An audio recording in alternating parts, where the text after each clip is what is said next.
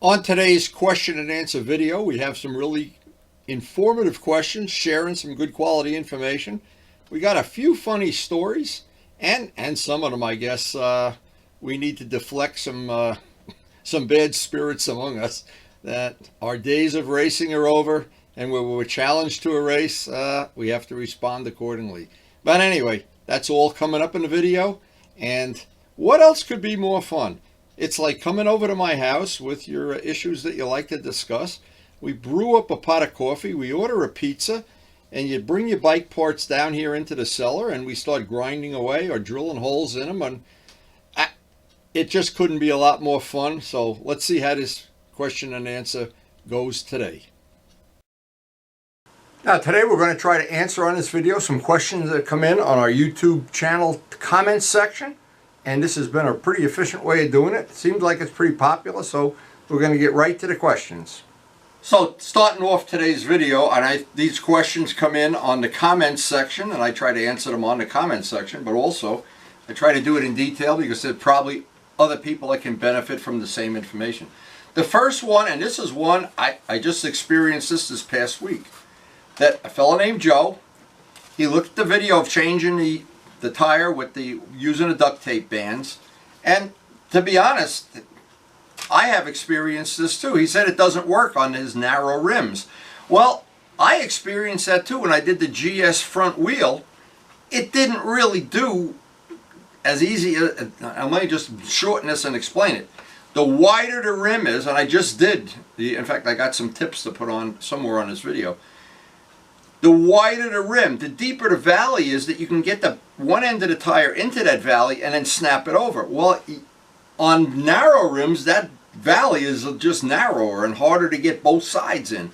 So I understand what he said, but I have done with the tire changing videos, I've tried to do so many different ways. I've tried to show the bead breakers and the different things, and I always try to figure out something new if I can. Now, in the last couple of days, one of the things I tried to figure out is how to heat the tire a little more efficiently. And I tried filling up my sink with some really hot water, and that seemed to help a lot. But then I ran into the problem with the tire that I was putting on the bike. The Pirelli Angel is such a stiff carcass tire.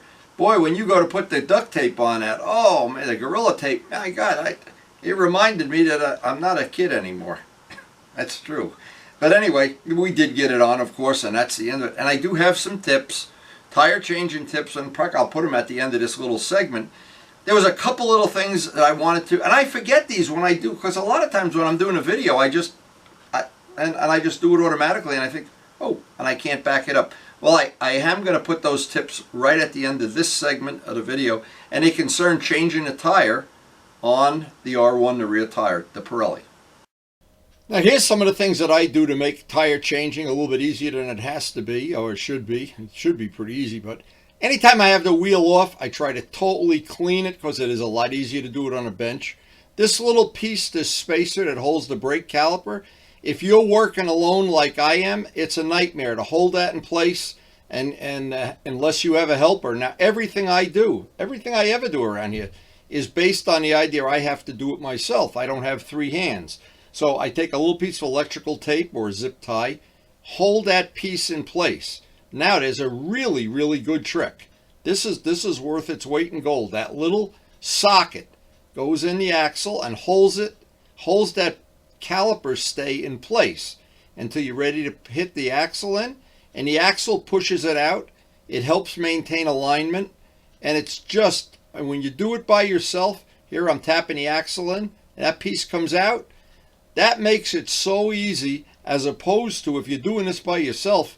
And believe me, that's a great tip, worth its weight in gold. And of course, I have the bad habit of always having to be in a garage by myself, so I'm very conscious of, trying to make things easier, trying to make them smoother. We have to change a lot of tires here. I always take the caliper off just to make it easier. I do know some people, and they can do it, especially the front wheel, without taking the calipers off. I always check the chain. I'm pretty fanatical about keeping it lubed with chain wax and keeping it in adjustment. If you make it too tight, you wind up burning up the bearing in the engine or in the back wheel, or both. and I always like to work with the bike is on a center stand as stable as possible anytime I can. And then when I put it all back together, now because I've cleaned the back wheel and I've checked everything, in a matter of maybe an hour or so, we're pretty much ready to get back out on the open road. And that's some good tips. Concerning tire changing, just a couple of things. A fellow named Bull sent me a question, and I answered it, but I'll answer it for everybody. He noticed that I was putting Windex around the bead before I used the Motion Pro bead breaker, and I've done that with both of the Harbor Freight one too. And there's really, it's not a question of will one work better than the other. It's which one works for you. Because for me, I like having them both. For instance, now a wide tire like the Pirelli, it's hard to get it under the Motion Pro bead breaker and get it all set. Yeah, you can, but the advantage of the Motion Pro one, you could work up on a table, but you got to put a lot more energy into it. So it's 6 of one, half a dozen of other, and of course whatever works for you.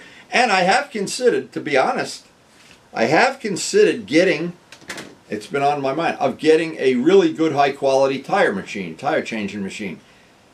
It's just, I'm just thinking, well, I'm changing so many tires here. Maybe that would be something I want to get, even though a lot of my friends, Luciano, Jose, they all have tire changing machines. But it's the reason I have shied away from getting it is I have never seen anybody do the tire machine thing that every once in a while you don't go, ah, and there's the big gouge in your rim. And for some people that doesn't matter. For me it matters. So I'm thinking about it though. It's in the back of my mind. Now, this is what I like about having our little discussions. Fella named Scott, he has an RZ, and Scott, I love getting your emails. And he bought some parts from Economy Cycle, did the oil pump thing. And I made a suggestion to him, because there may be some people that don't go as far back as I go. Maybe they go even further. It's always, in my mind, I fill up the oil tank on the RD, and every time I fill up the gas tank, I always put a couple ounces of two-stroke oil in the gas. Just randomly, just in case I don't want to fry it. And if you're riding hard, and when we're in the twisties, and that thing is open all the time, and I don't know that Yamaha calculated that into the oil pump. Maybe they did, maybe they didn't, but it's cheap, very cheap insurance to have a couple ounces of two-stroke oil in the gas. Now, the other thing, Scott, and this is why, of course he sends me a lot of nice email, complimentary, do not shorten the videos. Well, yeah, yes and no. I'm trying to work off the criticism things and make it reasonable, but again, I don't want to get too carried away here. But Scott, you're right. The majority of people say the videos long are okay. So I don't know. Jim said that too. I could cross him off the list. And he asked me, well, there's another fella, Steve. Not Turbo Steve, another Steve. He said one thing he didn't like about the videos, and this is a good thing, I already made the change. At the end of the video, because don't forget, we come from 2 different files. And when I put the files together in Filmora, the editing program, the one on the end, the sound is louder. That's from a different editing program. So what happens is, that sound was too loud. I don't notice it on my television doesn't really play the sound accurately. I have to go upstairs to the widescreen TV to hear the engine sounds and stuff. I never noticed that sound was that loud. But I changed it, so a week from now, we're always a week behind. Steve, that's good criticism, and I will adjust that sound. In fact, I'm going to make some more new end titles very soon anyway. That'll kind of motivate me. Now, this is a good email from Paul. He used the polish and it worked great, but he failed to tell me which polish. So, but the truth is, and this is good information too, I think it's fair to say all the modern polishes, Meguiar's and this, and you go to AutoZone, and if you bought one of everything, I don't think you'd find any that didn't work at all. You'd find some that were a little better, some that were a little more, they smell nice or with perfume in it or whatever.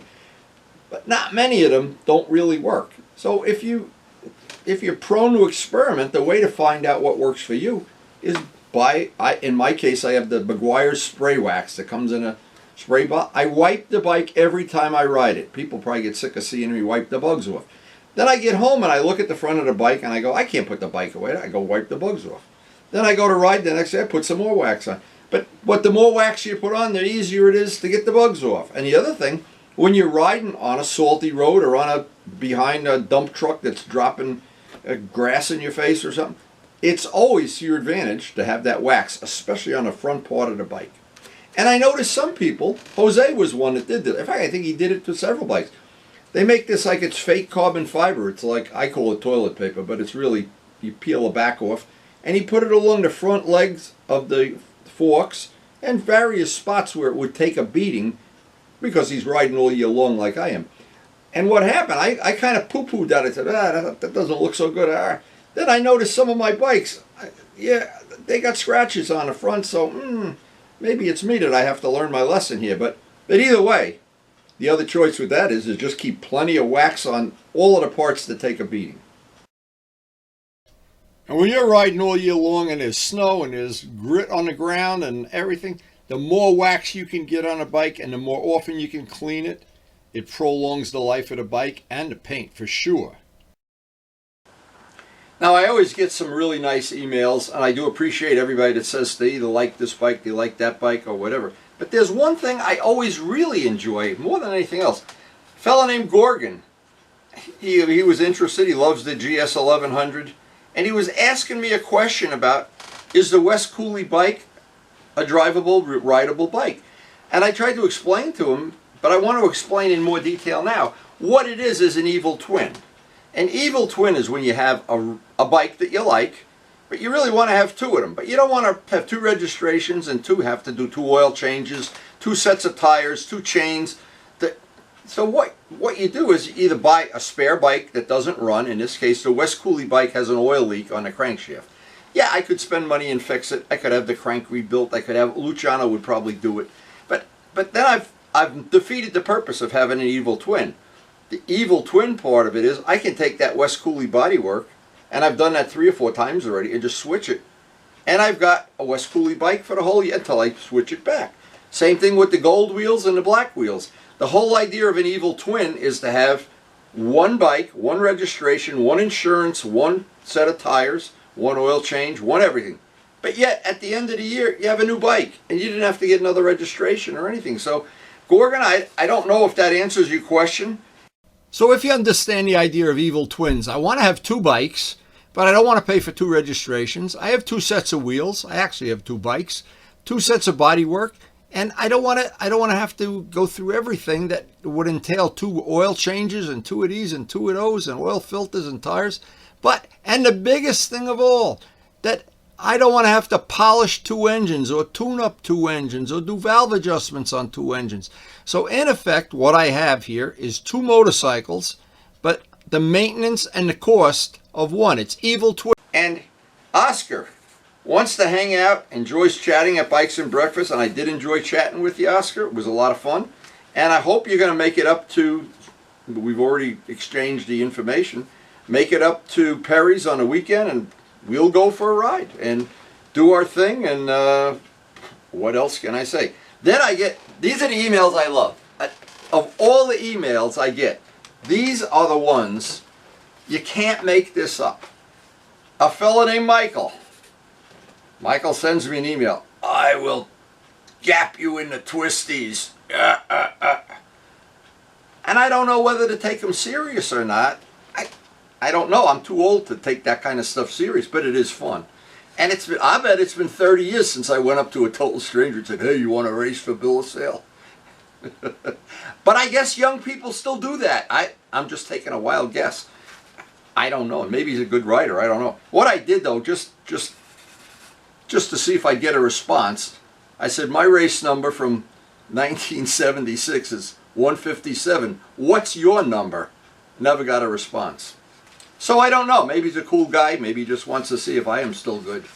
And believe me, I'm not. Anyway, now, another guy, Gareth, and I hope I'm saying your name right. I think he's from Australia, but I'm not sure. Have I ever ridden a Zero yet? No, I haven't, to be honest. And they were selling them at, I think that's one of the things they were selling at Rockwell, and they were giving test rides one day, and I didn't even take a test ride. Because the thing with my motorcycling experience, even if a bike is better, if it's faster, if it's something this, that, or the other thing, My motorcycles are designed to bring me back in time to when I was younger, and I would go tearing up the road on an RD350 or do my GS, going out to this party or that party, or going to Greenwood Lake when I owned a boat too, and leaving a bike there, and that's a whole other world. And having these older motorcycles lets me revisit that on a regular basis. A Zero, I don't know what I'd be revisiting. I don't know. Maybe I'd love it. See, that's the problem. And then I'd have to pop for whatever they cost. I don't know. You know. And see, the problem is a lot of people would have no problem with that. They just sell their old bike, buy a new one. But I never sell anything. I just push them all closer in the garage, and I can't even shut the door sometimes. But at some future time, I really would have to try an electric bike. I don't know. I've never driven an electric car either. I heard these horrible stories about, and good stories about, they do this, they do that, they're good, they're bad, they're this, they're that. I guess the only real way is you go drive one and then see if it works for you. I don't really know. Now, this is a really good question from Scott. Super good question, and I thought this through before I gave this answer. And I asked Luciano about the answer too. He's rebuilding an engine, and he wants to know, since he's a guy that's very internet friendly, he went out and asked a bunch of people, I guess on the forums, you know, should I use real Suzuki parts or Kawasaki or whatever, or Honda, or can I get these aftermarket parts made overseas that are just as good? And a lot of people say they're just as good. A lot of people, I guess, maybe they're not. So there's that controversy. But I always think I've rebuilt a few engines in my time. Luciano's rebuilt a lot more than I have. And my opinion is when you take an engine apart, the cost of the gaskets alone, the labor, even if you value your time very low, and then to cheapen that whole thing up by putting some part in there that should be a hardened bolt and it's made out of something, I don't know, connecting rods made out of tin cans, I don't know. I have no real life experience, but maybe some of those parts are fine. But the problem is, like everything that comes from overseas, some of the parts are fine, and then some of them, the mirrors are a good example. I've got at least 20 sets of mirrors, and at least half of them, they're perfect. You can adjust them, you can do this, and then there's some that you're riding down a road and the mirror just falls down. There's no way to identify which are the good ones and the bad ones. It's a good point if you have some political agenda, you want to make it one way or the other. But my feeling is, and Luciano agreed, I'd want the real Suzuki or Kawasaki parts. If I'm going to put all that time and energy and money in there, I don't want to be out on the road in something. And then how do you get your money back if something isn't up to snuff? Where if it's factory stuff, maybe it's a little pricey, but you pretty much know what you're getting. Now, one thing I have found over the years that's worth paying the extra money for is real Mikuni jets. When you buy jets, there's always aftermarket ones that are a lot cheaper. And in the end, if you're really looking to get the bike running right and you go through all this work of cleaning carbs and cleaning and you're all done, you want it to be right, I would highly recommend getting real Mikuni parts. This is a very common question, and I've answered this several times on video, but I always keep in mind, not everybody knows this. This is from a fellow named Static. Again, I hope I'm saying these names right. Static. He wants to know he's got some fairing bolts missing, and he wants to know where to get replacement bolts. Well, obviously you can go to the dealer and pay $6 a bolt or whatever they charge, but there's a place called, and I found other places, a place, or you get on the internet, Bolt Depot. You can buy stainless steel screws that'll never rust, unless you're bolting an engine in or something and you need, really case hardened bolts. So if they're going to just hold a fairing on, you can get stainless steel bolts. Now, another thing, and some people don't think this way. Here's a great idea. I buy a lot of bolts. I always buy, if I need a bolt this length, and then this length, and this length. What I do is I buy a couple that length, but I always buy some that are way longer than I ever need. They're usually a penny more, or 2 cents more. Now, if you screw a nut on, put the Allen wrench in, have the nut on there, measure how much you need, take the Dremel tool with the parting wheel and cut it off. Now, and dress off the threads. Now you have an infinite length of bolts. But if you have a bunch of bolts that are this short and you need them this long, nothing good happens. See, that's, you always want to think of the scenario. What bad happens if I do this? What bad happens if I do that? Well, that's one of the things. Now, Jonathan in Brazil. I'm glad people I was in Brazil for 10 days, almost more than 10 days. And wow, do they love motorcycles in Brazil, especially under 250cc with a milk crate on the back. All their deliveries are done, at least they were when I was there. Unbelievably motorcycle friendly place. I loved it. And thank you, Thomas Case, for having us as guests down there.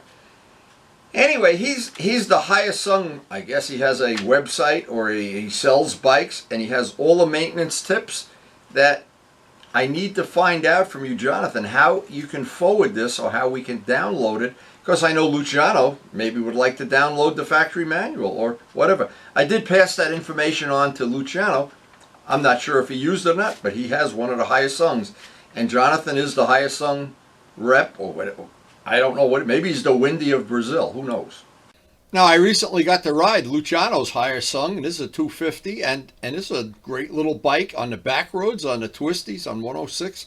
In fact, when Michael and I meet up for the Challenge of the Century race, and we get the news people there, and Wide World of Sports, and we get all leathered up, this is my bike of choice, and we're gonna duke it out, that's for sure.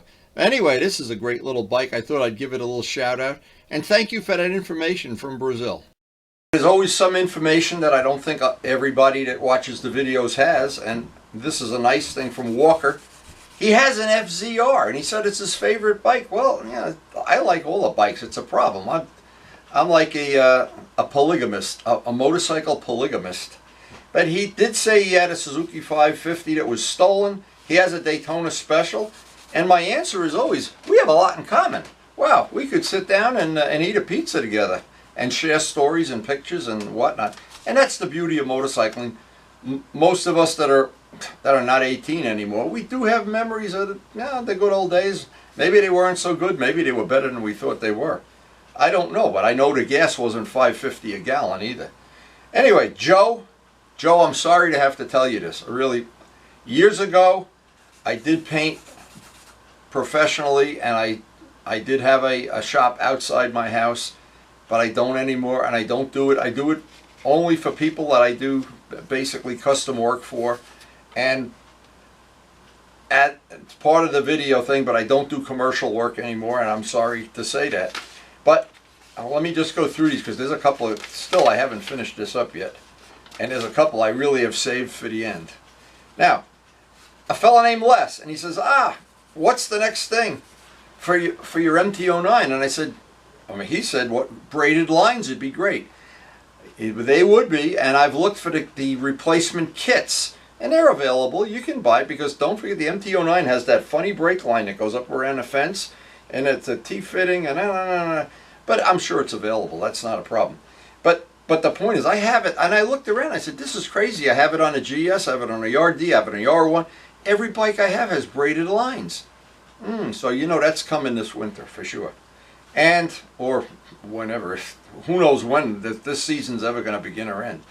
Anyway, and a guy named TT Videos, TT, I don't know if that's like TT like the race. And he says, I'm the kind of guy he would like to buy a bike from. Not really, because I don't sell bikes, so that might be, you might have a long wait. But I know people that do buy and sell bikes like Luciano. And I got to put a little shout out to Luciano for the stuff he does. He basically, when he restores a bike, he usually rides it for a couple of months before he sells it, make sure everything's okay. And I have never seen him sell a bike to anybody that he didn't take care of anything that was not right with it. So Luciano, you get a little shout out there. But I'm not selling anything, so I'll let him sell too, and I don't want to sell any. And I think of that thing. And because we're having a friendly video here, I think of the thing, how many things, I make a list in my life. I sold my 55 Chevy. I sold my 60 Dodge. I sold this. I sold that. I sold this. I sold my 1000cc GS. I sold 6 RDs. And then I think, if I could only get them back, oh my God, why didn't I buy a rent-a-garage and just shove everything in there? And then the money I got, I wound up spending it on gefilte fish sandwiches anyway. So, not something like a stock plan or anything. Anyway, A fellow named Tori says I have a lot of experience with paint. Yeah, well, I got more than I really want to admit. I'm going to be 77 very soon. And I have painted things since I was a kid. I was obsessed with painting basically model planes, but then that went into where I painted, I couldn't even make a list up, it would be too long. And anyway, and this is the one I saved this for the end because I knew this, we want to end on a funny note and a positive note. There's a fella named Mark, and Mark, I think this is priceless. He was looking at one of the videos where Luciano and I were, or maybe the whole team was working on a Ducati, and he said we look like the Muppets. And I thought, what an insult to the Muppets. If Jim Henson or whatever his name is, was still alive, he'd sue you. But that really was funny. And we don't take these things personally. You got to have a thick skin. You got to laugh about it. And all I can say is maybe we are the Muppets. I don't know. But anyway, so I hope you did enjoy the video. And these question and answer things seem pretty popular. Let me know if there's something you want me to answer on video. And thanks so much for watching. But of course, the real reason for doing everything that we do is so we can get out on the open road, ride the bikes, hang out with our friends, make some new friends, and of course, the world of motorcycling is a very eclectic thing. People like various bikes and they don't like other ones, and I unfortunately have a terrible disease. I like them all, and maybe even I'll get to ride an electric sooner or later. Or the Evil Twins, I hope I was good at explaining what my motive was with the Evil Twins. And this is the place we ride up in around the Moodna area. It's a pretty nice place if you've never been up there, and maybe we're going to get some rides up there very soon. It looks like the weather is breaking, and the season for hanging out with the guys and getting together for these rides is just around the corner, maybe only a few days away. So what's coming up pretty soon too, I thought I'd let the cat out of the bag here. I've been experimenting with the GoPro 3 Hero cameras, and I found some things that maybe not everybody knows. In fact, I just learned them recently, and I've had the cameras that Najat donated to our cause here for many years. But that's coming up on a separate video very soon. I want to make sure I compile it in a way that makes sense. And I very much enjoy shooting these videos, sharing the information, sharing my passion for motorcycling, meeting new friends, and maybe even challenging Michael to a ride in the twisties.